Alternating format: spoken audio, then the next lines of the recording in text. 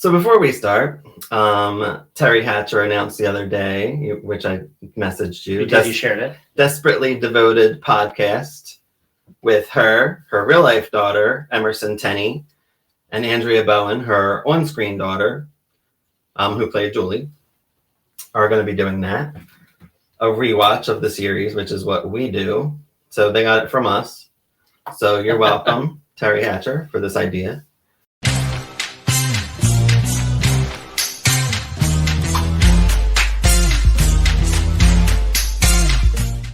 But yeah, I did tag us. I put Queers and Soaps on that podcast Instagram, and they liked nice. That's good. Maybe they'll quote us for something. You never know. Who knows? So I said, maybe Terry does listen to us. Yeah, maybe. Probably not. But if she does, maybe we'll get some more views. Yeah. Anyway, first episode is number 19 of season 2. Don't Look at Me. I always think of the scene with Melissa McCarthy in Bridesmaids. Yeah. When she's shitting in this scene. Don't look at me! Don't look at me. And the others in the toilet. Fun. Episode aired on April 16th, 2006. No Applewhites in this episode. Yeah. So crazy. Why was she should have been recurring. Why would she be in the main cast? Made no sense, but whatever. They should have had storyline for her. And we have special guest star Carol Burnett. Yes. Which is very exciting as Eleanor, Bree's stepmother. Stepmother, correct, yeah. And Kyle MacLachlan's first appearance as Orson. Yes. Orson Hodge. I did not remember him coming in this early and being involved with Susan. I think that's how he came on, but he ends up with Bree later on. Correct? And that's the only thing I remember of him is being with Bree for like a season or two or however long it was. Maybe longer. It's crazy, but he's a dentist. I completely forgot he was a dentist. I forgot too. Which is funny because wasn't Orson the pig a dentist on Garfield and Friends? Maybe. Only I would. Yeah, right. I wouldn't know. I'm going to watch Garfield next. It's on Tubi. On the next watch. It's on Tubi and Peacock. So anyway, yes, we have a lot of people. So yeah, Kyle MacLachlan's in this episode, but not the next two. He's not in the next two, which was weird. So it starts out with my storyline as Lynette, Louisa, the school teacher, who was played by Amy Hill, which we always talk very highly of. This woman's in everything. She was just in Lilo and Stitch. Yes. So it's funny. We literally just saw that last week, and now she's in this episode. I'm like, what are the odds? And she was in 90210. She goes way back to Beverly Hills 90210. Oh, wow. She's been around for a while. Yeah, she was in the first season, I think, which we watched on Patreon. So join that. And you're watching us now. We're on Patreon early, so here we are. So she is the teacher, Louisa, who we only see in this episode. I don't know if she's going to be in others, but hopefully she is. But I feel like a lot of one-offs. She might be. They have recurring characters, and usually they switch around what they do. Even Carol Burnett, I don't remember her returning. And I remember Penelope Ann Miller, who played Fran, which is talked about Ed's boss. Yes. Lynette's boss, Ed. His wife is only in that one episode, but she's talked about in the last one that we watched. True. So anyway, did you catch the Golden Girls nod here? Cindy Lou Peebles? Oh, yes. Yeah, it was good. So she tells Lynette that Parker wanted to see Cindy Lou Peebles' vagina for a cookie. And Cindy Lou Peebles was who Dorothy played when they went back to the high school reunion. That wasn't their high school reunion in season 7 of the Golden Girls. So I'm like, that's how we know Mark Cherry. He did Golden Girls and he does this. So. Little nod. Love it. But Mark Cherry, I think he was only a writer on Golden Girls. I don't know. I know he didn't create it. I didn't think he came to like the last 2 seasons of the Golden Girls. I'm not positive. But anyway, I thought that was really cool because I really did not remember a Cindy Lou Peebles. But I'm like, that is so funny that he would put that. So clearly he wrote that in. So the janitor had busted them, so she never got to show the vagina to this 7-year-old child. Poor Parker. Lynette and Parker talk. He asks how a baby gets in. She draws this big thing on like a paper of crayon or whatever. Draws pictures, and they said you hug real tight and you put a sunflower seed. It's a magical seed from daddy goes into mommy. It was a sunflower seed. Sunflower seed. I think it's funny because earlier when he's saying that he heard from his friend's older brother how babies are made. He's like, when she didn't want to touch it, He goes, I'll just ask him. He knows everything, which is usually how people find things out. You find it out from an older sibling, your friends, siblings. You know, and is Parker the oldest? I think Parker is the oldest. I think he is the oldest. So that's probably why he's getting curious. Yeah. Yeah. So the diagram. Lynette and McCluskey's watching the kids. She comes home. She's like, yeah, telling all the things going on with the kids, and she's like, yeah, and Parker told me I can have a fudgicle if I could show him my vagina. The best part is she's eating the fudgicle. And she says this. She's like, oh, I didn't do that. I just got it out of the freezer. And then she said that he wanted to put a sunflower seed in her to make a baby or something. McCluskey says, tell him to stop talking about it, or you're going to tell him that he's evil and he's going to hell and all those terrible things. Yeah. And that he'll never talk about it again. So Lynette talks to Parker again later on. She says basically what McCluskey said. And she felt like guilty and like his eyes just like shut down. She's like, well, you know what? I'll get him something exciting. Got him a puppy. Well, the whole family a puppy, really. And I think it took they said 2 more years before he was inquisitive. Before he was inquisitive and asked again about how babies are made. So she shut him down till he was 10, I guess. Yeah. And then it just shows basically at the end that Lynette was the humiliated mother in this situation of what Mary Alice was talking about. And hit us with Andrew and Bree. Okay, so we end up in court, and Bree's going to court, and it's dealing with the emancipation that Andrew wants to get. So he's there, and all of a sudden you see Carol Burnett comes in, right? And I love her. It took me a second, like, wait, that's Carol Burnett. Yeah. She comes in, same red hair that Bree has, so I thought it was her mother. Same. Not her Still looks the same. Yeah, she's 90. Still looks amazing. But she comes in, says, don't worry, the cavalry's here. Mom, how did you find out? And it's her stepmother, remember? She said, oh, Daniel called me. What is this about? Andrew suing for emancipation. Where's Dad? Oh, don't worry, he's in talking to the judge. And then she goes, oh, you must be the lawyer. And she reaches over to Peter with the long hair, the AA sponsor that Bree is interested in. And Andrew says, don't worry, that's not the lawyer. That's her AA sponsor. She's like, what is this about you drinking? It's like, no, I've gone to AA, whatever. What is it? The father comes out. Her father comes out. Her real daddy. Her real daddy, not her stepdaddy. Comes out and says, hey, I've talked to the judge. We're going to push everything off. And then he goes to talk to Peter, and he thinks he's a lawyer too, and he's not. And he said, we handle all this stuff internally. He said, no, I'm just here to give support. He said, we handle it internally. The family handles everything together behind closed doors. And again, it's that picket fence. Everything's behind the picket fence or closed doors. Carol Burnett's name is Eleanor. Eleanor, yes, yeah. Eleanor. So we go through with that, and they end up back at the house, and they're all sitting around the dining room table, and the father just says, I don't understand why you're doing this. Like, what's going on here? Why do you want emancipation? He goes and basically says, he's not happy, all these things. And he even accuses, he accuses Bree of like, well, you cheated on Dad with the pharmacist who killed Dad and all this stuff. All this crap comes up. So the father says, well, we should just do what our therapist told us. There's this, Scandinavian therapist. And he says, you just talk to each other, just forgive each other. You just say, I'm sorry, and everything's good. And eventually your heart and your head will believe it if you say it enough. Sounds nice. So they look at each other, Bree and Andrew, and they give the most unfelt, unbelievable apologies. I'm sorry. Yeah, I'm sorry. I'm sorry, Mother. And then that's when everything comes out with the, well, you cheated on Dad with the pharmacist who killed him, and you ran over Carlos's grandmother. You ran over Carlos's grandmother. Mother. I hope she's okay. Carol Burnett, Eleanor says, I hope she's okay. No, she's dead, Mother. No, she died, Mom. I was like, damn, this was great. They killed me. It was a great scene, and they're all sitting around the father's shop. So they say they're sorry, and he goes, well, it worked much better. Maybe just give it some time. So whatever, they have their standoff, and it doesn't really go anywhere. They don't solve anything. Nope. Which is sad.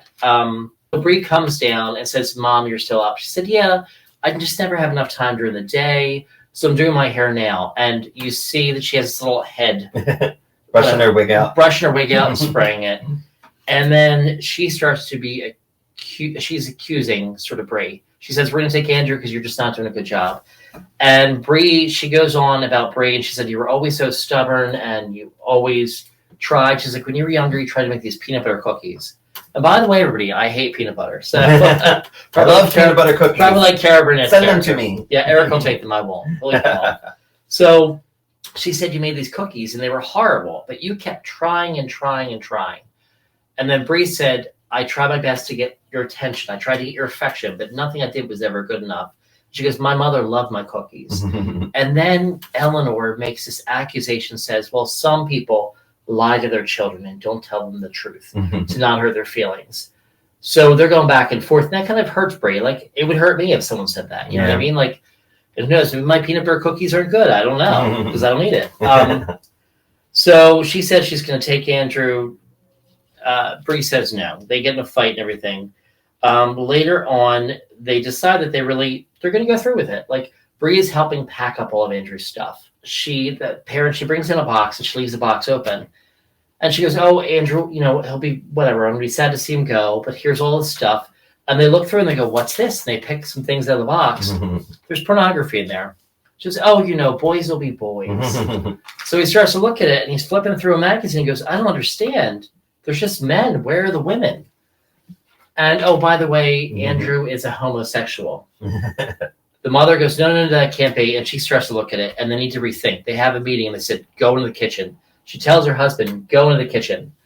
They decide they're not going to take Andrew. Andrew doesn't discover until he comes home and finds his grandparents are missing. He's like, where's grandma and grandpa? Oh, they left. They found some of your hidden material or whatever it was. And Andrew's kind of like pissed off because he thought he'd go with his grandparents and that's where the money came from. He said, what am I going to do? And she said, oh, by the way, they're cutting off your trust fund. That's actually where the money came from. I thought it came from Bree. I didn't know. Right. So it's the grandparents. She says, well, it's their money. They're entitled to do whatever they want, including cut you off. So basically, they don't accept him either for being gay. Right. Which is it's tough. So it's not good, but for him, it is because he's a terrible human. So the one thing that Bree did too, she talks to Justin in the previous episode because Justin pulled up at one point earlier. No, it was in this episode. It wasn't this episode. So Justin pulls up. Or no, Justin goes to talk to Andrew, and Andrew says he's moving. He's leaving, right? But gives no thought to Justin. He's just like, well, I'm moving with my grandparents. So Justin, at that point, Bree came out and talked to Justin, and they had a nice little conversation. She's like, I don't understand why you like my son, because my parents told me I was going to hell. My parents could accept me. They kicked me out. Andrew told me it doesn't matter what other people think. It only matters what you think. And be yourself, basically. And that's, as someone, a member of the LGBT community, you want to be yourself. So that's the first real probably love that Andrew thought he had, and probably Justin had. Right. Because there's someone who accepted him for who he was. So Bree ends up talking to Justin as Andrew pulls away in the car, and she starts to talk to him. Basically, she invites him to dinner, but doesn't tell Andrew till later. So after the grandparents leave, Bree suggests to Andrew, why don't you bring Justin to dinner? He seemed like a really nice guy, and you're very close friends with him. Bring him over. He's okay. He's welcome. No, she invited him, didn't she? She did. She invited him. But then she tells Andrew, and then Andrew's like, okay. He's sort of shocked. Like, my mom's, she's finally accepting that I'm gay. Yeah. I thought she invited him in this because she said, I invited your friend Justin for dinner. She did. But I think she cleared it with Andrew. And he's like, okay.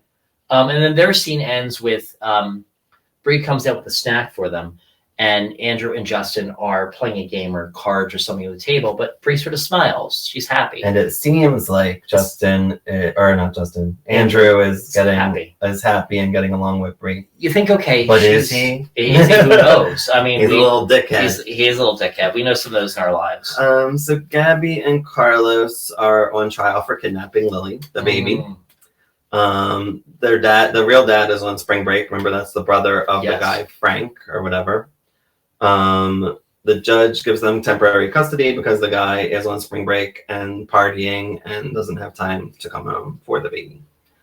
I feel like they probably wouldn't have given it to someone that ran out of the hospital with the baby, but it's TV. And it's soap, so we got to keep moving. The ladies all visit Gabby at one point. She decides she wants a baby nurse. Carlos is there. He's like, no baby nurse.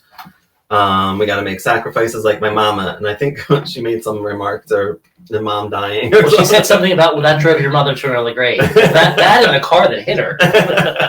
You're like, whoa, Gabby. Yeah. So Carlos and Gabby fight over who's going to deal with the crying baby. It's nighttime. Gabby goes in. Chow Mei is still here because we thought she disappeared. But then she came. She's here. She's staying with them still. Being, I guess, like a live-in maid. She's a live-in maid, housekeeper, everything. And they're treating her well. She's not, being... She's not slave labor right, like she was not before. Slave labor. Yeah. I forgot about Chow Mei being around this long. Like, so many things I forgot about. Yeah, so she gets Chow Mei to take care of the baby while she takes a nap in Chow Mei's bed. Yes. And she goes, go downstairs. Carlos doesn't need to know about this. Yeah. Crazy. Gabby leaves to meet Bree for, like, lunch or cocktails or something. Well, not cocktails, because Brie is sober now. So water and supposedly she'll have wine or whatever.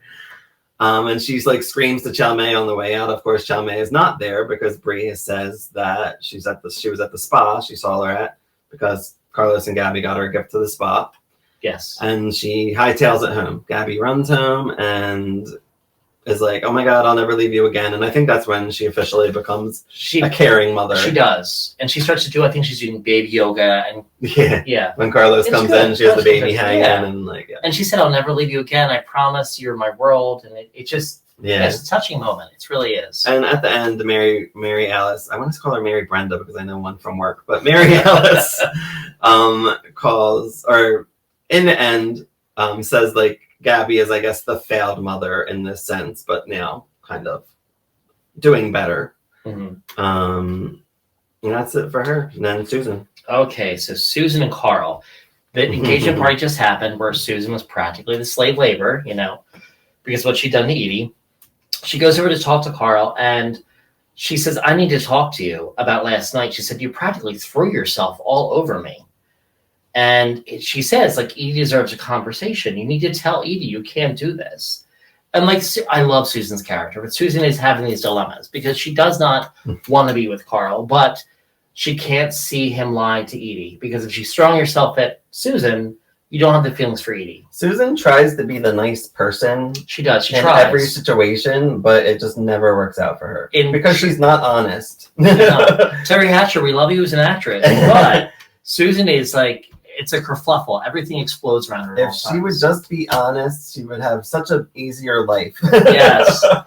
So she says you need to talk to Edie, and Carl says, just say the word and I'll call off the engagement. You can't do that. And it's one of these things he said to Susie, and he kind of says, he admits he still has feelings for her.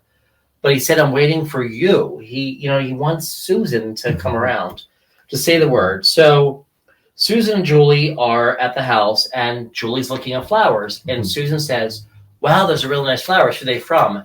And Julie just gives a typical teenager cock of the head, like pissed off because it's from Carl. And it says, like, Susie, just say the word, and I'm all yours. Love, Carl. Mm-hmm. And she says, like, this is wrong. It's wrong what you're doing, Mom. I don't need to see this. I don't want to be involved in it. They're supposed to go to the movies. And she says, no, I'll just go by myself. Yeah. Like, she says, go by yourself. And Susan's like, you can't let me go by myself. She's like, why don't you ask your ex-husband, who's your husband again, who's in love with you? And so Susan goes to the movies by herself. Whenever Julie storms off, she goes to the movies herself, and she sees Mike. And Mike is there, Mike Delfino, with another girl, pretty girl. Yeah, pretty blonde. And she that we never see again. Yeah, we don't see her after this. I think you see her in the episode another time. But anyway, he must see Susan, and Susan runs up really quick before that and goes off and sits next to the guy who plays Orson. I was about to say, I'm like Orwell. Orson Hodge. From Twin Peaks. And she sits next to him and goes, oh, hey, Mike, what are you doing here? I'm just sitting here with my date. And she looks at him and goes, my date. He's like, hi, Orson Hodge, like extended hand. Mm-hmm. And he basically makes a joke. She came to my dentist's office one day, and I couldn't keep my hands in her mouth. I couldn't wait to get back in there, or get my tongue in there or something. And you're like, wow, this is awkward. Yeah. So it's funny. Whatever, Mike goes off. Well, Susan, you enjoy your movie. And she thanks Orson, and she goes, hey, is the seat taken? He's like, well, you're sitting there now. She's like, maybe you can share some of my popcorn. Just then, another woman comes up and sits next to Orson on the other side with popcorn. He said, I'll be sharing her popcorn. And she says, I'm just going to wait till the lights go out and the credits start, and I will walk away. So she did. It's awkward. Later, we see Orson is knocking at Susan's door, and basically she left her purse there. She's like, oh my God. He said, look, I stuck my card inside just in case you did not answer. And I would like to see you again. And then she basically invites him in at some point. They joke around back and forth. And then he says, let me get this right. So your ex-husband that you're married to again is dating and engaged to the street slut. Oh, no. Did I say that? She's not a slut. Did I say slut? Did I say slut? Susan's trying to backtrack. And I love her. I forget how she said it, but something like a bunch of gentlemen callers. Or something like that. Something like that. So basically, he gives her advice, and he just says, look, you need to sit down with Carl and say, like, tell me how you really feel, and you can't do this. And he gives her good advice, but Orson sees himself out. I don't even remember Orson and Susan having scenes together, let alone this story with them. Yeah, because later on, I didn't remember that. I only remembered him with Bree. I didn't remember how they met. He ends up with Bree, and I think they get married. I think so. Yeah. Because I think she's Bree Hodge. Yeah, you're right. So we go to another scene, and Susan is going to an event, and you see Carl, I was going to say Rex, and I was going to say like Carl, her ex and current husband, standing there. And it looks like it's a bar mitzvah. This band is playing. And she's like, Carl, what's going on? What's the emergency? He said, I need your opinion on this band. Edie wants me to find a wedding band. She's like, I drove all the way down here for that. I thought it was an emergency. I thought something was wrong. They start to talk, and she basically says, you're a coward. Because he's like, why don't we do a slow dance? And she said, no, you're doing the same thing you did before. You walked away from me. You walked away from Julie. He's like, I walked away from the best things in my life. She called him a coward. He admits he's a coward. She walks away and says, you know what? The band is that good. You should hire them. So Carl knocks at Susan's door in our later scene. And he says he's going to a motel. The wedding is off. He told Edie that he was in love with her. And basically Susan says he looked like... Well, he tells Susan that. He tells Susan that. Yes. He says he broke up with Edie. We'll see. She says, you know what? You look like shit. Why don't you come in? We'll open a bottle of wine. In typical Susan fashion, we go to the next scene, and Susan is in bed with Carl. One thing leads to another. And they had adult conversations, right? So they wake up, and I forget, did Julie come in at that point? Julie did come home. I didn't remember the situation with that. Julie came home. She is home. Yeah, she's home. But it was actually, Carl gets a text, and he says he's going to take milk. Yeah. Was it milk? Juice. Edie wants juice. And she's like, why is Edie texting you? Well, I feel bad. And Susan realizes you didn't break up with her. You lied to me. He's like, come on, Susie. And he always calls her Susie. I'm the other woman. She says, I'm the other woman. She kicks him out. And Julie hears all this and is disgusted by it. Like, what the hell? And she literally kicks him out. I think he has his boxers on and his clothes in his hands. She just tells him to get out. So Edie's not around looking out. Yeah. Like and right across the street. It's insane. Like, you'd think she would have caught it. Yeah. So we go to, I think, was it for them? That may have been it for them. That's it. And then we have Paul and Zach, the very side, very, very back burner. Paul slips leaving his house on like a shortening that Felicia had put out there. Of course, Felicia's on the other side, like, oh, you slipped on shortening? You don't put that on there. And she's baking cookies. Like, Felicia also put gas in the fluid for Paul's grill. What was the fluid? Lighter fluid. Basically like for the grill. So his grill like explodes. And of course she's out there for that. And she says, smells good. He does invite her over. He's like, I'll play your games, girl. He's like, come over for some burgers or whatever. So Paul and Zach wake up. There's some kind of tent covering their house. And banging. There's banging, or it sounds like a noise on the roof. And Felicia had reported termites, but she says, I must have put the wrong address. So she's playing these hard games and trying to maybe kill Paul, I guess. I don't know what she's trying to do. Yeah, I guess. Because, Zach did beat her up at one point, so I guess she... Well, I think he lunged at her. She made some comment. Well, then she attacked me, in the first season. Yeah, she did. He made the comment, though. He said, you better stop. She said, what? I'm not trying to kill you. I'm just trying to piss you off. Oh, yeah. And he makes the comment, what are you going to do, blow your brains out like your dead wife? Yeah. Who she was friends with, which is pretty hard. He lunges at her, yeah. That's what he lunges. I thought you meant that. No, in front of the neighbors. Yeah. Which is insane. Well, in front of the neighbors and the termite people. And Zach and the termite people helped to pull him off. Yeah. So, ain't looking good for him. She's setting him up just right. Yeah. So episode 20, It Wasn't Meant to Happen, aired on April 30th, 2006. It starts with Carl, Edie, and Susan. All right. Wasn't meant to happen. So they talk about Carl's life and every girl he dated. He meticulously plans every breakup. You know, he does everything meticulous for the relationship, and then everything's a perfect breakup. Oh, I did want to say, Carl likes to do like he did what Stan did with Dorothy. Remember, like season 1 of Golden Girls, Dorothy had slept with Stan, and then Stan was going to leave his girl Chrissy. Yes. But then Dorothy didn't want him anymore. But then Chrissy did. So then he ran to Chrissy. He's like, "Oh, you're going to break up with me?" That's what Carl did with Edie, because he slept with Susan. Yes. So now he's saying, like, I was, you know, he probably was doing the same thing. Like, I'll stay with you, but like he's keeping a girl for backup, which is fucked up. You can't be alone ever. But go on. I'm sorry. I wanted to say that. No, you're good. So they open up with Carl basically breaking up with all these different girls. And he always has everything planned and packed, and he writes the note and puts it right next to their pillow, always for his head. Horrible. So he's saying how God always, everything seemed to go right for him. But this moment, it's not going right for him. The alarm clock goes off. Right after he left the note for Edie. 6:10 in the morning. 6:10 in the morning. And he has golf clubs and all this stuff. He's carrying all these big bags, and the alarm goes off. And she hears it. She reaches over. She feels the note, looks at him, and he books it. And he's running out of the house. She runs after him. And I think he goes up to his car. He throws everything in. He has a convertible. And the car doesn't start. And I'm like, oh, my God, this is classic. She comes out, looks, and all of a sudden she looks at him, looks over the yard, and she sees a garden, like a hoe, like a rake hoe. She goes over and starts to get it. He's trying to frantically start the car, realizing what she's doing. She comes running at him. His car starts, and he starts to think, okay, God is on my side. He pulls down the street really quick. He hits a trash truck, totals his car. I forgot she did yell something at him. What did she say? Like, and she was coming out. She's like, "What is this?" Like about the what note. Is this?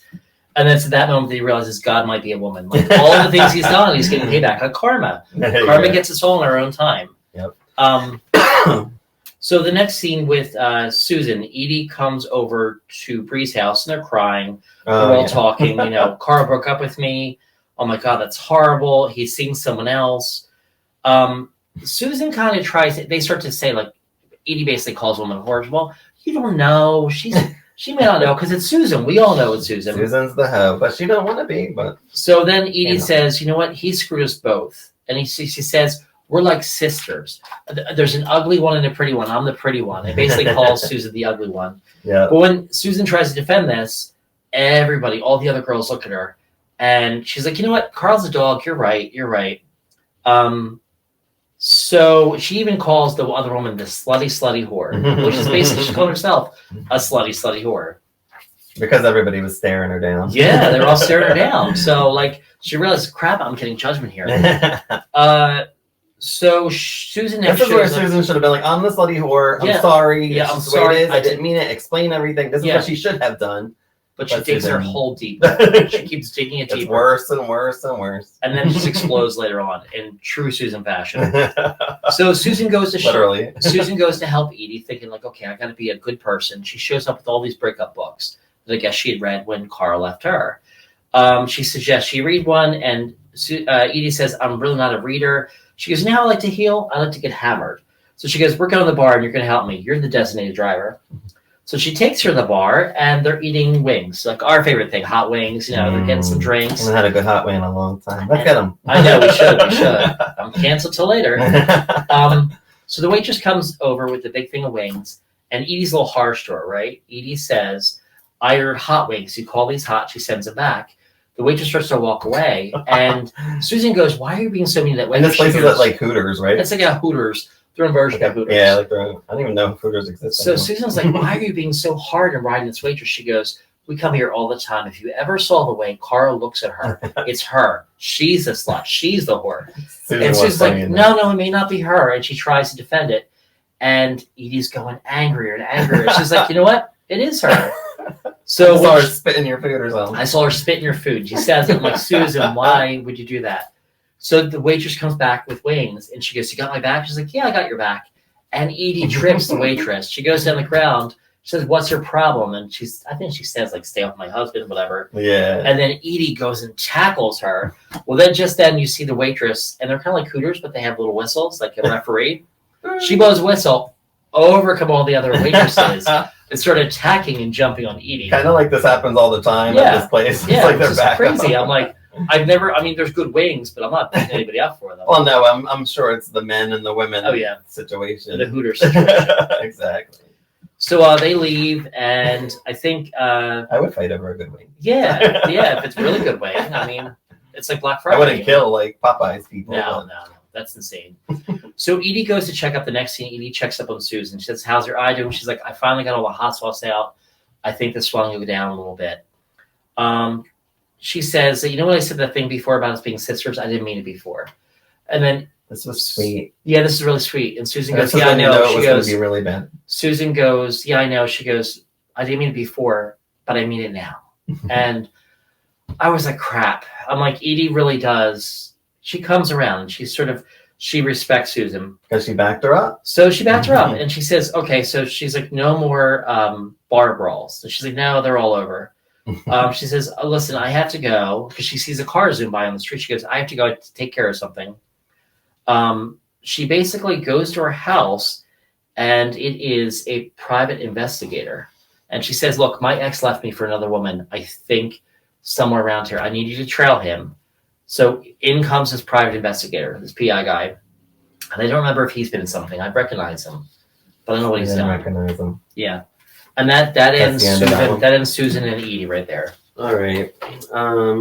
So I'm going to go with, we'll do Betty Applewhite because she gets involved with Bree at some point. So Betty and Matthew are on. Wait, am I on the right one? Nope. Betty sold the house, which I was confused by that. She did sell the house, right? She did sell the house. It just still had to close, which they had buyers that were going to sign on the paperwork. It just had closed. I was wondering what's taking so long. Matthew comes up. Matthew and Danielle talk. Danielle's all mad because Matthew got to leave town. Matthew kind of sets Caleb up by telling Danielle that Danielle will miss him and to go to her room like he did before, but this time, kiss her and she'll kiss back and like all of these things. She really likes you. And you're like, what is he doing? And I was figuring he was trying to just get out of a shitty situation, because he's trapped just as much as his brother is. He can't get a job. He can't do anything, which is really fucked up for Betty to do. Yeah. That's why they could have had more storyline and it could have been a lot better, whatever. But anyway. Come on, Mark Cherry, write better stories. For Alfred Woodard, I mean, she's a queen.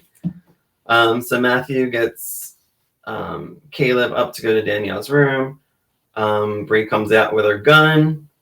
She and Betty talk. She's like, listen, lock him up or I'm going to the police. Or no, she was just going to go to the police if he doesn't go to a mental facility. Yeah. I think that was the case. Like, he has to go to a mental facility.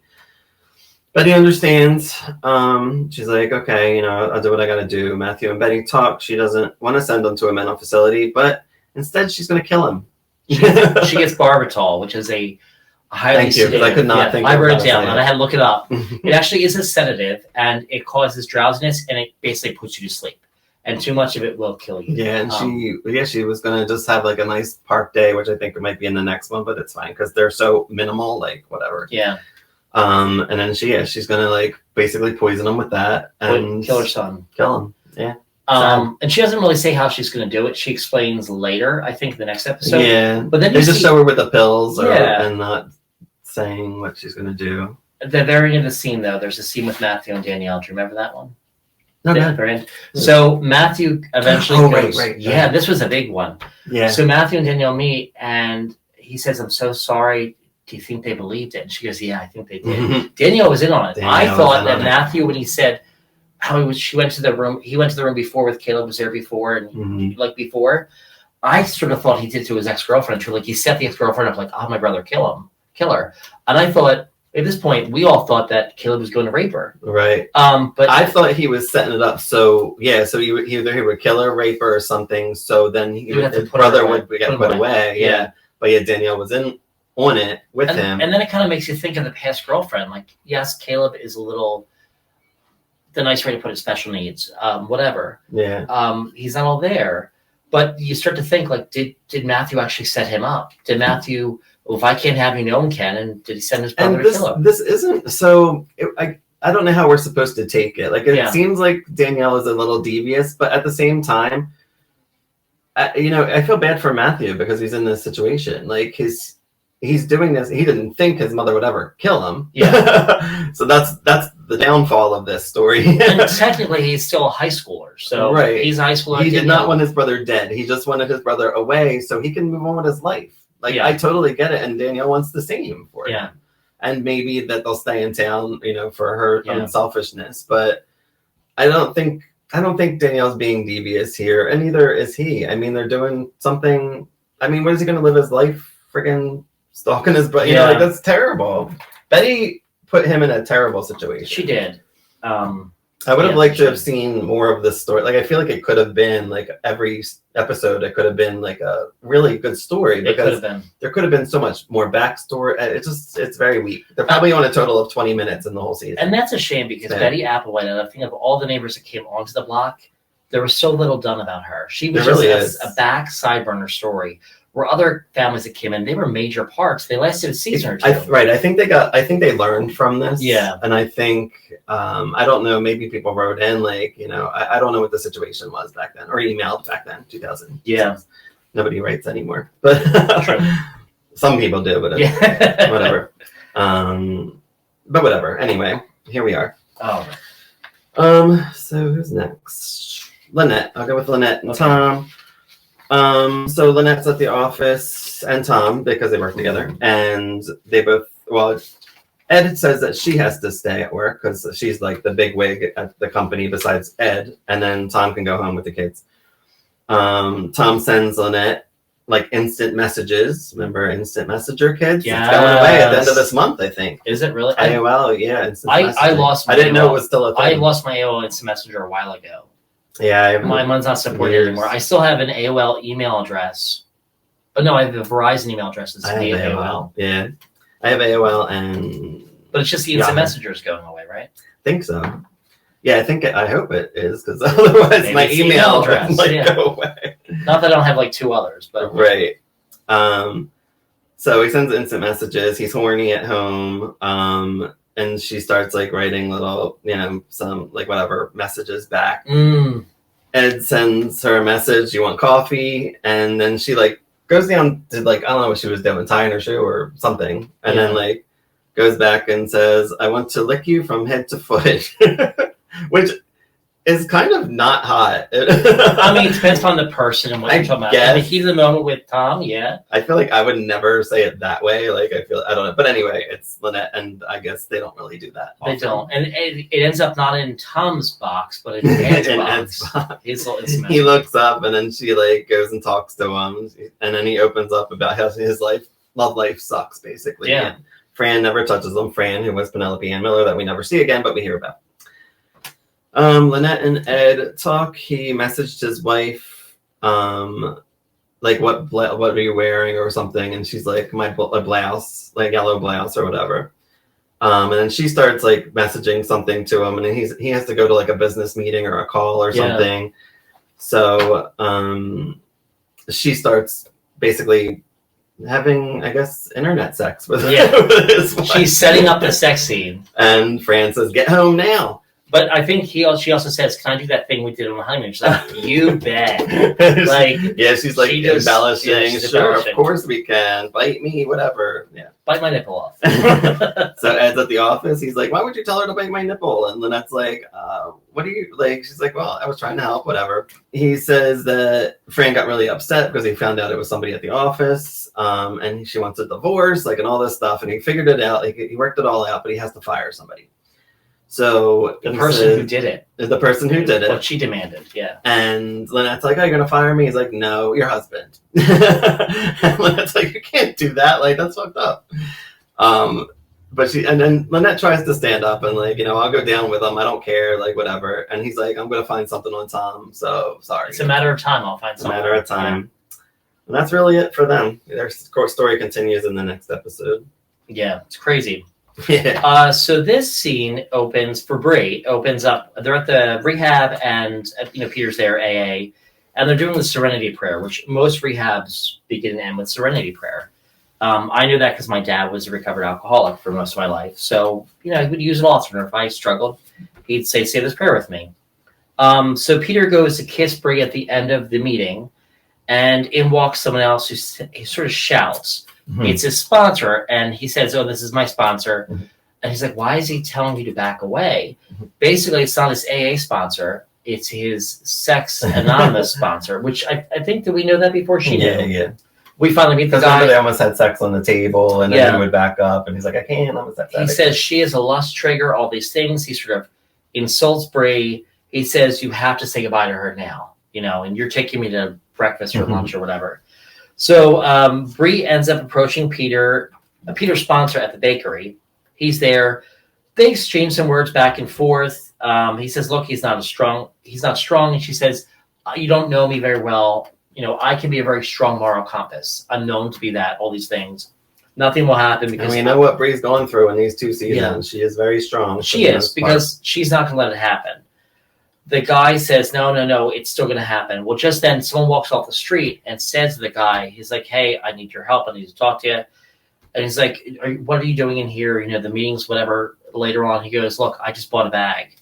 And he goes, "Give it to me now, you pathetic whatever." Go down the meeting down the street. Bag of snort. A bag of cocaine. And he says to Bree's shocked, and she says, "I'm also a sponsor for Cocaine Anonymous," which I didn't know existed. Drug sponsor. I think it's like NA. It's like NA, right? Yeah. Narcotics, right?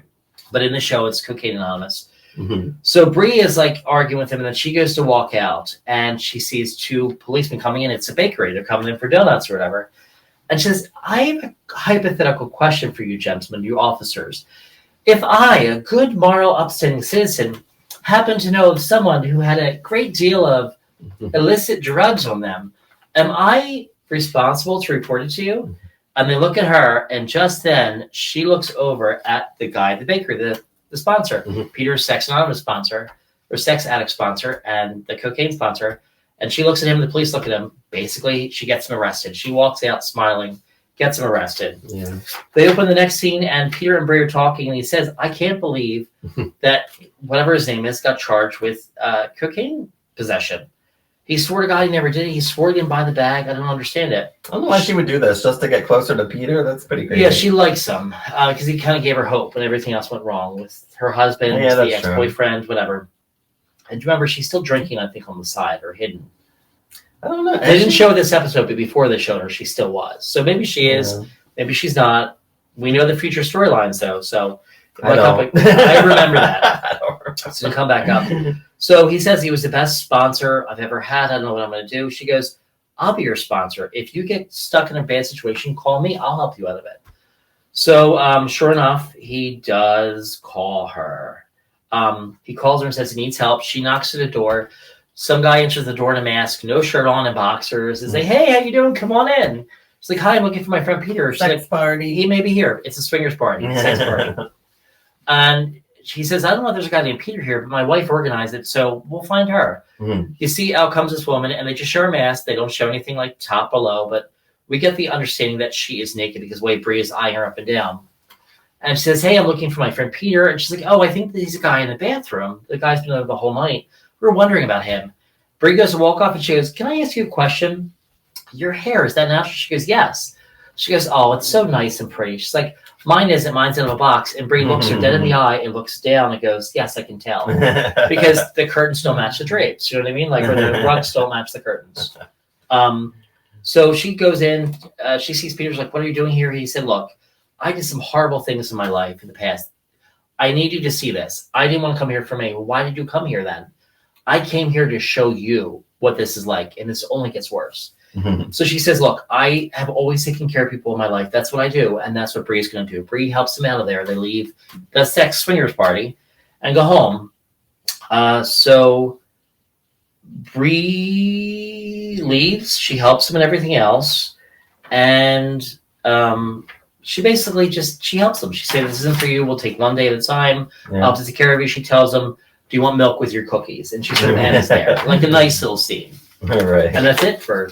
It ends with like her and Peter at a meeting. Yeah, they end up at a meeting again. Then they hold hands and they're right next to each other, looking in each other's eyes. Yeah. It's cute. So Carlos and Gabby are going for a walk. They talk about a baby bonnet for the kid. Mm-hmm. We have this Dale Helm, this new character that was talked about, but he's back from his spring break. Mm-hmm. He's the baby daddy, Frank's brother, that this Libby girl slept with the brothers or whatever. Typical white trash, sorry. He wants the baby back, and Frank is there too. He's like, come on, let's go. Carlos kind of scares them off for now. Yeah. Gabby goes to see Dale in high school. He kind of flips out. What are you doing here? Like, I'm at my basketball game or whatever it is. It's a Christian high school, so yeah. High on the morals. She offers to pay him off. He's like, no. He says the baby's actually for Freddie. Frank. Freddie. Frank. Yeah, I got that name. For Frank, to win Libby back.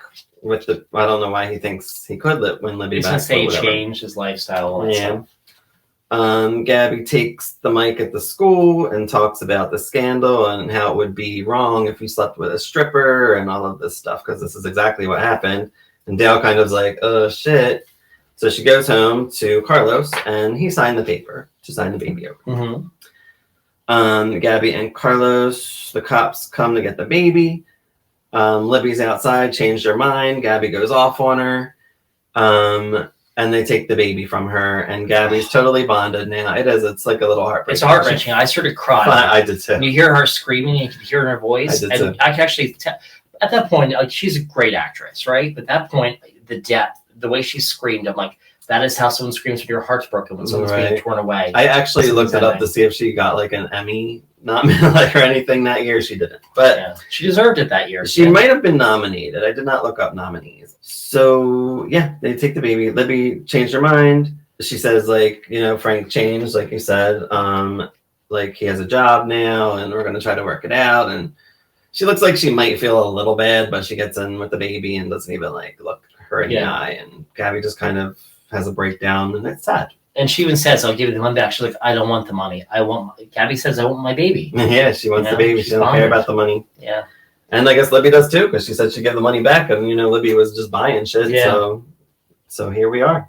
I was for a little bit, I thought that was their first baby, and I'm like, that's what I thought too. I forgot how this ended. I couldn't remember either, but maybe it goes on. There's 3 more episodes left, so we'll see. Yeah, we'll see. So episode 21 is I Know Things Now. Aired May 7th, 2006. Starts out with Mike, Susan, Carl. Okay. And Oliver Weston. Yes, Oliver Weston, who is the private investigator that Edie hired in the last episode.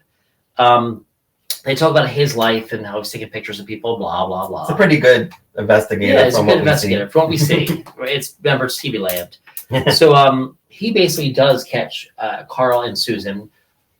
Carl gives a kiss Susan in her garage or his garage. I think it's her garage. It wouldn't be Edie's. And she says, stop it, Carl. And he takes pictures. Mike just happens walking out of his house, and this PI guy is hiding in his bushes. He's like, what are you doing? He said, sorry, man, I'll clean up after myself and leave now. He said, no. And he tells the guy to get lost. Basically, he made some comment about, well, you can't do that to her. He said, look, you can't do that to Susan. You can't do this to her. She's a nice lady. No, she's a whore. And I think Mike punches him or something.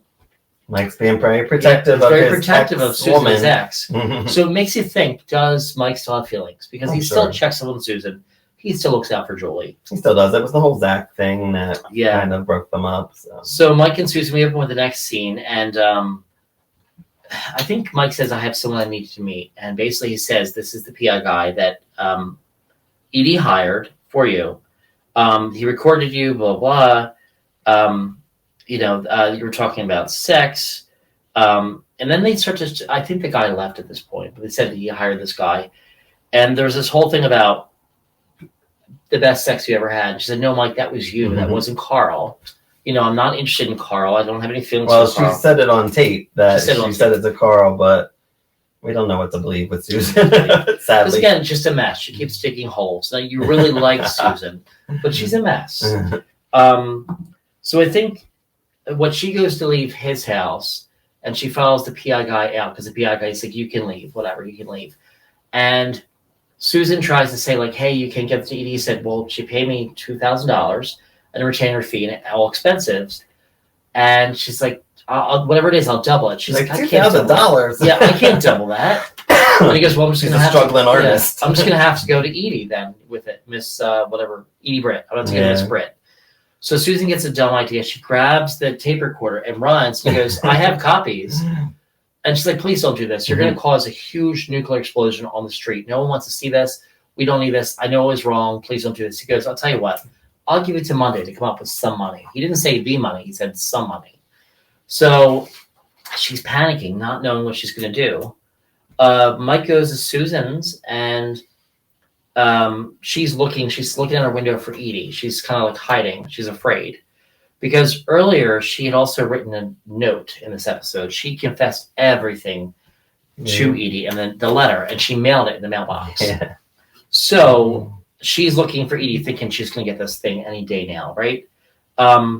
She's just checking. Mike says, you don't have to worry about everything. You know, he came over, he said, look, what do you mean I don't have to worry? Why pay the guy off? Why would you do that? And Susan's sort of confused and everything. Mike still loves her. Mike still loves her. Protecting her. So later she sees... No, he shouldn't. Yeah, he shouldn't, but he still loves her. So he leaves and just says, look, I don't want anything bad to happen yet. So just then, Susan happens to see the mailman coming up. She's like, crap. She runs back to her kitchen, fills a pitcher, makes iced tea, and goes out and greets the mailman. Invites him in for iced tea. Next thing, they're talking at the table. They're joking around. I feel like I should get to know you. I mean, you've been working here a long time. I feel like we barely get to see each other besides highs. And she's like, how long have you been working on this route? He goes, 3.5 weeks. She's like, well, it just feels like forever. Yeah. So she goes to offer him more iced tea and said, I'm sure you have to go to the bathroom. No, I'm good. She's like, well, just in case. She's like, you should try to go. And I think she's trying to keep him there to dig it through his letters. But the way he's sort of, it's almost like she's being flirtatious with the mailman. It seems like it, right? Well, she suggests to use the bathroom just in case I don't want you to have to go on the route or pee in Miss McCluskey's whatever, or Bree's hydrangeas. So he says, why don't you use the bathroom? Oh, the one down here is broken, so just use the one upstairs. It's right by my bedroom. So he goes upstairs. She goes through the bag. She finds Edie's letter and sticks it in her mail. And then she's sitting there a while, and she's waiting, and the guy didn't come down. She's like, what the heck? So she goes up, and she's like, hey, and I forget what his name is, but she goes in and says his name, and next thing you know, she goes to the room. She's like, oh, my God. He's laying on the bed with his hat on, I think. Boxers and a white beater. A white beater T-shirt. It's like, T-shirt. if you only leave the hat on, it's some people's fantasy. Apparently, this has happened before to him. So Meanwhile, downstairs, Julie comes in, Mom. And she says, I'm just up here with the mailman. He just had to use the bathroom. I'll be done in a second. Julie's flipping through mail. What made Julie flip? I guess she was maybe looking for letters. She might be going to college. She said, is the mailman here? Because the mailbag's there. She sees letters on the table. She's flipping through, and she sees Edie Britt. She looks at it. Sees it back in the mailbag. And I'm like, oh, my God. Because I thought, okay, Susan's getting away with this. Right. And I guess it does make sense for her to look through the... At first, I was like, why would she look through the freaking letters or whatever the mail was? But it makes sense. She's older, and it could be college things and stuff. So Susan says to the mail guy, she's like, look, my daughter's home. You have to go. He's like, well, how about Tuesday? Can we do this again? She said, no. Tuesday's not good for me. I'm becoming a lesbian on Tuesday. It's not going to work. So he leaves and everything else. She doesn't know the mail's gone, but we know the mail's gone. The letter's gone. So his name was Gus, right? I finally figured out his name. So we go to another scene, and Edie is going to get her mail. And she sees Susan running across the street to Mike's house. She goes to get her mail, and she sees a letter. It's exactly what Susan wrote her. Remember, Susan still thinks she has the letter. She still thinks she has it. She does not know that Julie did She that. goes over to Mike's house, and she's carrying an apple pie. And she said, hey, Mike, I baked you a pie. Well, actually, I didn't bake it. I bought it. But I want to thank you for everything you did for me. Susan would have burned it. She would have burned it. It would have been horrible. She burns everything. Can't even make toast or boil water. Seriously. So she goes in. They're having the pie, and he says, why are you really here? She's like, look, I'm just going to cut to the chase. I know you still have some kind of feelings for me. And she's like, and that's okay if you do or don't. Basically, she sort of confesses she has feelings for him, but she says, like, I'm okay if we're just friends. And then she goes off for another slice of pie, and he says, Susan. And just then you see her leaning over. But while this is all happening, Edie is across the street. She goes through Susan's garage. She goes in with a watering can and starts watering the walls. The inside of the garage, she goes to the house. She's watering the walls, the sofa, the curtain. She goes upstairs. And this is all taking place at Mike's. He's eating the pie with Susan. He says, Susan. She leans over, and just then, and I noticed this the second time I watched the episode, you watch this orange glow on her back. Just suddenly light appears. It's an orange reddish glow. I know what happens. You can kind of figure what happened. Edie went and lit Susan's house on fire. And so revenge. Shit. And Mike goes, Susan, your house is on fire. They run across the street. She's like, oh my God. He goes to stop her. He's calling as he's stopping her and pulling her back because the house, there's fire coming out through every window, every door, everything. Yeah. So the roof. They call the ambulance, or not ambulance, fire truck. And Mike is holding her back. All the neighbors are there. And we see Edie inside her house, drinking a glass of wine from behind the curtain, staring and smiling. And like, is Edie justified? She could have killed Julie. I mean, we see Julie is outside. When other people might be in danger, maybe she knew Julie wasn't there. I don't know. I don't know how this turns out. I know Edie lasts another like 4 seasons or so. I don't know if she ever pays for this. Like, I don't know, or if Susan. I wonder if she like blackmails Susan or something. I don't know how. Because the whole thing is she never turned it in the insurance before when Edie's house got burned down by accident by Susan. But this is Edie purposely burned down her house. I feel like Susan's going to feel like she deserves it, and she'll probably let her off, which would be nice of her to do for that, because Edie does deserve to pay for this. Edie does deserve to pay. Was it right what Susan did? No, but Edie had read that entire letter. Right. She was upset. And let's put it this way. We've all been through breakups. We've all been through stuff. And some of us go through stuff any moment, but you may think it, you just don't act upon it. Like, I've never killed my exes. I've never burned their houses down. Has it come through my head momentarily? Yes, but maybe that is where sanity takes over, and you don't do it. You know? But this is a prime time. I mean, there's other ways to get people back. There is. She could have like planted things around the house and did different things. I don't know. But it's a prime time. It's a prime time soap. So. Exactly. So here we are. Yeah. House is on fire. Yeah. How will it turn out? Yeah. So the ladies are at Gabby's. She's depressed because the baby was taken away. Chow Mei is going to be deported, we find out. Gabby says that she will fight for her. Carlos and Gabby meet with the Homeland Security people. Chow Mei can stay if she is pregnant with an American citizen or if she marries someone, of course. Mm-hmm. So then Gabby comes up with the idea, well, then she could be our baby mama. Our surrogate, yeah. And Chow Mei is not pleased with this when they explain it in detail what's going to happen, that she will be pregnant. She's like, pregnant? No.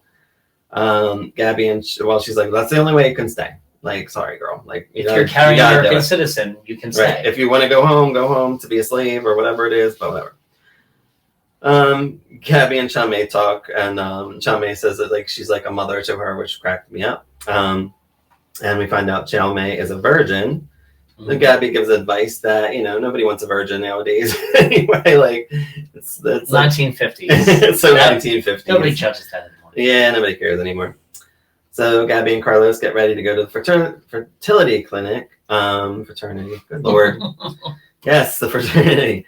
Chow Mei is like in a robe, and she just kind of disrobes. And in front of Carlos as he's getting ready. And she's getting ready. And she's like, be gentle. She climbs into bed. She covers herself and goes, be gentle. And then she starts to pull away, which is insane. He just stands there watching like, Yeah, Gabby comes in. She's like, are we going to stop this? Or I think he's just in shock. He's like, he's shocked. And he says, like, I don't think she understands how this is going to happen. I think there's a misunderstanding. Yeah. Well, we didn't see her explain how they're going to have the baby. She just assumed she was going to have sex with Carlos. Whatever. Gabby and Carlos talk about Chow Mei. They go to the fraternity clinic. I think fertility. They go to the fraternity, right? Oh my God, fertility. I'm even reading it. That's the worst part.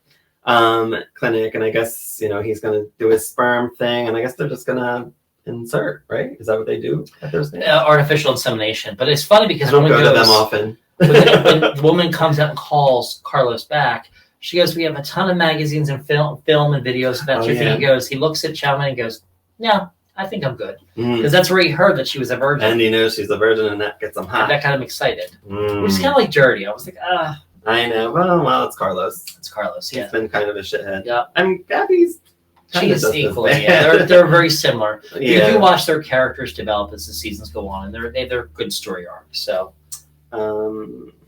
Bree, Danielle, Andrew. All right. So Bree is in the dining room with Andrew and Danielle, and she says, look, I want to have Peter over for dinner, and why don't, Andrew's going to have Justin over. I just want us to come, see, this way you guys can meet him and everything else tonight.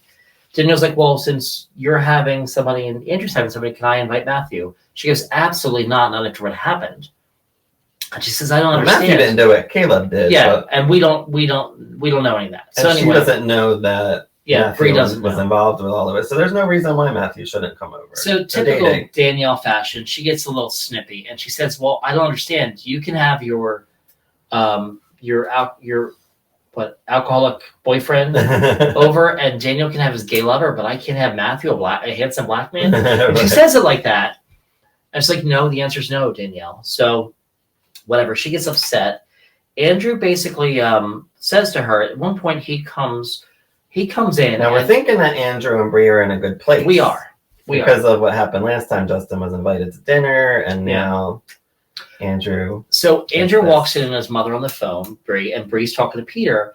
She says, look, I don't think they're ready for that. It's okay they know about your Alcohol Anonymous, but I don't think they should know about the Sex Anonymous or sex addict meetings you go to.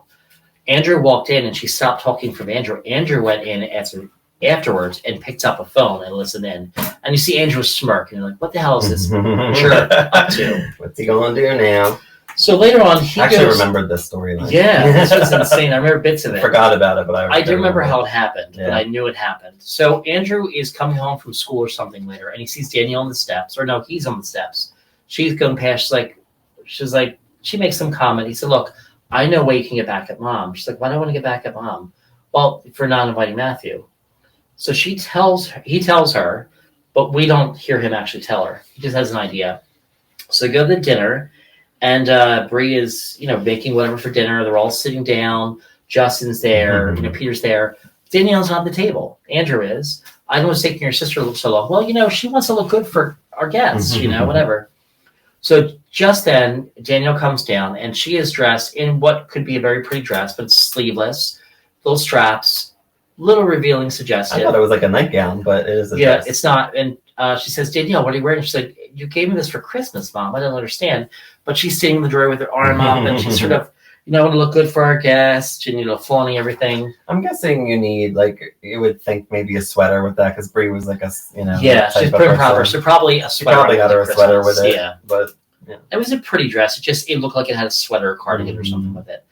So she sits down at the table, and they're all start to talk. And at some point, he goes to eat a tortilla chip and says, oh, does anyone else think this salsa is spicy? I think she made frittata and whatever. She made salsa. And he goes and says it's hot. And she makes the comment, oh, no, I like heat. And she's nibbling, looking at him. I like a little spice. So then they start to talk. And next thing you know, Andrew starts to talk about colleges. He said, so I heard you went to so-and-so for college. I forget what school it was. And he says, yeah, I did. He's like, yeah, I went to lots of parties, lots of fraternity events, and I attended a few classes. And he says, no, the school's actually a good school. And he goes, I get brochures from them all the time. And meanwhile, Bree is sticking her hand on Peter's lap on one side, and Danielle's next to him on the other side, sticking his hand on her hand on his lap.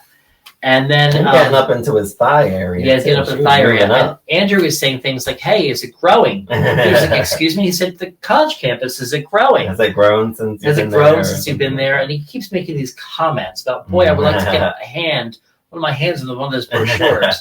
And that is when Danielle reaches over.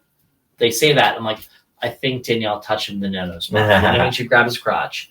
So he jumps up suddenly and says, you know what?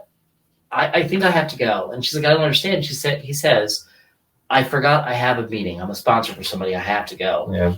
So he goes and leaves real quick. Danielle's like, I don't understand what happened. I wanted a nice dinner. I wanted everyone to get along. And Danielle says to her mother, I think we made an impression on him. Because she's touching him all over the place. Yeah, right. So the next scene was, I think Peter comes by the house, right? Danielle's outside, and he says, I need you inside. Peter's coming over. She said, no, I'm done. I did my part. I don't want to be involved with this anymore. You little freak. She insults him. Yeah. He goes inside. Peter comes to the door. He says, come on in. My mom's out here. Well, I brought you that brochure. They talk about the college campus. And there was some comment got made about the sex addicts meetings ago. So he knew about it. He said, you knew about that? He's like, yeah, the word's out. He didn't say that his mom told anybody, but he just said, yeah, the word's out. So the guy said, like, look, he said, back when I was in college, I did things with lots of people I'm not proud of. Mm-hmm. Andrew sort of looks at him and goes, people? Like, why would you use the term people? And not just women. And not women or girls or whatever. Yeah. And he gets this idea and he starts to talk to him more. We pan to the next scene and Bree comes home quickly through the door. Andrew, is everything okay? Andrew, you said it was an emergency. Andrew, what's the matter? She goes upstairs calling his name. You hear her opening doors. There's no answer. You see a door that on the other side of the door. She opens it. It's her bedroom. And she goes, Andrew, what are you doing in my bed? And he has a smile on his face. Just then, as she goes in her room and Andrew's in her bed and no shirt on, out of the bathroom comes Peter, asking where his pants are. Andrew has just slept with Peter. The person she's interested in. It's a shocker moment. And you're like, what the hell? So I think the next scene is Bree at the car. And something about, she says something to Andrew, and Andrew's like, what's up? And she's like, I didn't think we were going to see the college, whatever college it was. Well, no, because she was going to go drive. Yeah, it's like a 3.5 hour drive. I didn't think you want to be in a car with me. She's like, the sooner I get you out under my roof, the better I'll be. Yeah, exactly. At this point, she's just done with him. She's pissed at him, but she's not being mean to him. So they're driving off. She's hurt and pissed. She's really hurt. And I would be done. She's done. You can tell it in her face. Like, he's just disrespectful to her. Yeah. And a true dickhead. Can't do it anymore. So they pull up to a gas station, and he's like, Mom, what are you doing? We have half a tank. She starts to talk and says, look, Andrew, I messed up. Every child is supposed to have unconditional love from their parents, and I thought I had it for you. And I don't. Mm-hmm. So she gets to the car. He's like, Mom, what are you doing? And she goes back to the trunk. She opens the trunk and says, I packed a bag, some things for you. And I gave you enough money until you find a job. Mm-hmm. And I looked back, and there is a bus stop about a mile and a half back. You can go anywhere you need to go, anywhere you want to go. But I can't do this. I can't be strong anymore, Andrew. Like, she's broken. He really hurt her bad. Yeah. He goes, no, Mom, please. No, Mama, please don't. She goes, I can't do this anymore. I just don't have the strength. I don't have it in me. And he says, you know what? I win. And she's like, excuse me? Mm-hmm. And he says, I knew the day I came out to you that one day you'd stop loving me. And today's that day. And so I won. Mm-hmm. It's like, congratulations. And she gets in the car, and you see her drive off. And you see him sort of walk to the edge of the road. It's sad. I would die if my parents did that to me. And again, the thing is, like, he didn't give her time to process either. No. Like, when you tell somebody you're gay, you don't. I mean, I wouldn't expect acceptance immediately. Yeah, it takes time. It takes time. It could take years. It could take months. And they clearly need therapy. This family. They did, and she did welcome Justin in. She finally did welcome him, thinking this was the way she gets. That was the way, and that's why she was helping, and that's what she did, and she probably accepted at that point. But he had to just push until we're here. And he was trying to get even with her. He just wanted to hurt her so bad. And he did. And you see her drive off, and you think, how could Bray do this? And you see the tears. I didn't think that. I thought, good for you, Bray. You see the tears well up in her eyes, and she closed her eyes for a second, and you see the tears flowing down her cheek. And she is devastated because she just walked away from her son. Yep. You know? And she's crying and everything. You just see him off in the distance in the rearview mirror behind. See, and I forget. I know they get in a good place at some point, but I cannot remember when. They don't. I knew this was coming. I forgot it was happening. I did remember this. Yeah. I forgot it was happening this soon, but as soon as I know, I can never remember timelines. So. Yeah. As soon as he found out Peter was a sex addict, I realized this is the right. And then like Orson came on 2 episodes ago, and I'm like, where? Like, when did this happen? He must have another one. So this episode had a heck of a lot in it. It was kind of like it did. You're right. It really did have a lot. But we got one more story. Yeah, 2, I think. So Lynette and Tom. Oh yeah. She feeds them mac and cheese. She's like doing all the nice things for him because she's buttering him up. He's kind of suspicious, and then she fills him in like, "Listen, you better be on point at work. You got a contract, so you got that going for you. But Ed's after you. You're gonna go eventually." So Ed goes into the meeting. Of course, Tom's there. He's like, cuts him short. He's like, "I want to hear one line. If I like the line, we'll go on with the campaign." He didn't like the line, so he's like, okay, I'm going to hire this forensic accountant to investigate whatever, and then we're going to cut costs. We've been hemorrhaging. The company's been hemorrhaging money. Tom says that he's just going to quit, like, why bother, whatever, to Lynette, and then he goes in and talks to Ed, and he ends up hitting Ed, so I don't know what he said. I'm guessing he said what he found. Yes. But did he find that fast? Like, that was I pretty guess he did, bad. because you see it one scene, they see that forensic accountant in another office, Right. and you see him typing away, and that's when Lynette and Tom have a conversation, like, he's just going to quit. She's like, you can't do that. So Ed And has she's going to quit with him. Ed has Lynette come in.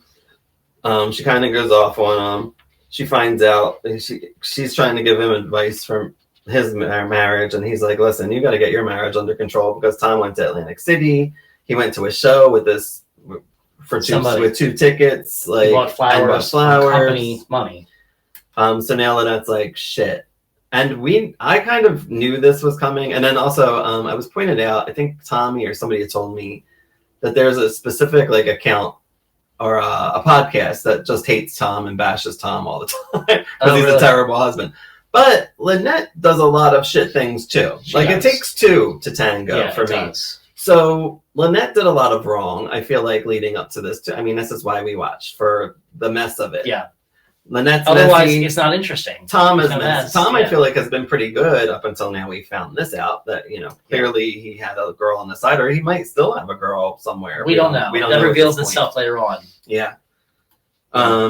So Tom packs his stuff. Lynette kind of questions him, like giving him like, you want to tell me anything? He's like, no, I'll just get another job. We'll see how it goes. I can find something else. Basically ends their storyline. I don't even think they have a scene at the end. That's all I got. No. The last story is the Applewhites. The Applewhites were in it again, thankfully, even a very short amount of time. Yeah. 3 minutes. Betty and Matthew, he finds out that Betty is planning on killing Caleb tomorrow. Yeah. So he says they're going to do a stage. She's mixing, isn't it like yogurt? She's mixing with frozen yogurt, black cherry. Frozen yogurt. Black cherry frozen yogurt. She says, no, I'm going to do it tomorrow. I'm going to take him to the park. I'm going to make all his favorite foods. Yeah. Yeah. They go to this park. There's like a lake there. He mentions like Matthew and Danielle, like, and it alludes, I forget what he said, but he says how Danielle wanted to kiss him, that Matthew had told him that. Yeah. So he kind of came out with what happened. So now she's like, she was going to kill him. Like, she grabs it. She grabs his food. She stops him. Yeah. She tells Matthew that it's done. And then they go downstairs to like Caleb's old basement. We need to get rid of all this stuff. We need to clear it all out. And locks his ass down there. Later. Yeah. And that's it. It's insane. Literally like 2 minutes of story. Like, what is happening? I feel so bad for that act. Like, Alfred Woodard probably was pissed. She probably left on her own. Probably was just like, you're not writing for me, I'm out, because... And the sad thing is, so Caleb's locked to the basement, right? He is sort of trapped. No, it was Caleb before. He was a prisoner in the house, right? And you said before how Matthew was sort of a prisoner. But he was still able to go to school and do things. Well, now Matthew is a prisoner in the basement, and Caleb is out.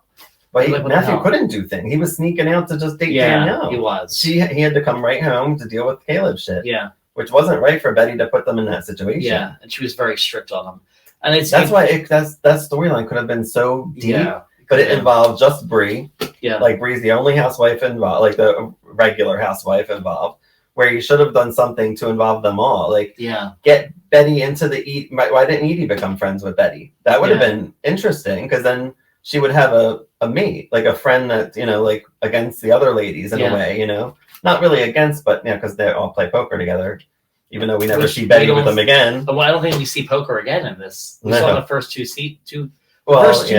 The first episode was like every episode. Our first season was every episode. Now it's like... It gets more and more like very away from the actual 4 or 5 ladies, and it goes to different stories and stuff. But which is why we can do it the way we do it, mostly. Yeah. But it's interesting. I'm dying to see what happens. I remember parts of it, but I don't remember how we got there. I don't remember any of it. Yeah. And again, like I have certain things in my head, but I don't remember if it's the season or next or whatever. Yeah. It's a shame. We'll see. Yeah, we'll see. We're talking about doing a Patreon watch for the final 2 episodes of the season. So we might do a podcast for the next just single episode. Yeah. We're talking about it. We'll see. Let us know in the comments what you think, what we should do, and come to Patreon. We will talk about it in a separate podcast as well, just to keep everybody updated on our regular YouTube or whatever side you're listening on. But it is a 2-part finale, so I'm excited to see that. Yeah, I'm very excited. Let us know in the comments what you thought of this season. Did you feel that Alfred Woodard got a shit end of the stick with storyline like I do? And you did? Yeah, I do. Yeah. And let us know who your favorite housewife is. We would love to know. And tell us your favorite scenes. Like, what did you find hilarious? What did you find heart wrenching? Right. You know, like Gabby getting the baby taken away. That was heart wrenching to me. Did you watch all 8 seasons? Did you stop in season 2? Like, what? How did you watch? I watched all 8. Yeah, and the 8th season was brutal to get through. Yes. It would be fun to podcast about it because I didn't like it, but it would be so we could talk shit about it because I'm ready to do that. But anyway, we got a lot of seasons to watch before then. Yeah. So thanks for joining us at Queers and Soaps. Until next time, everyone. Bye. Bye, guys.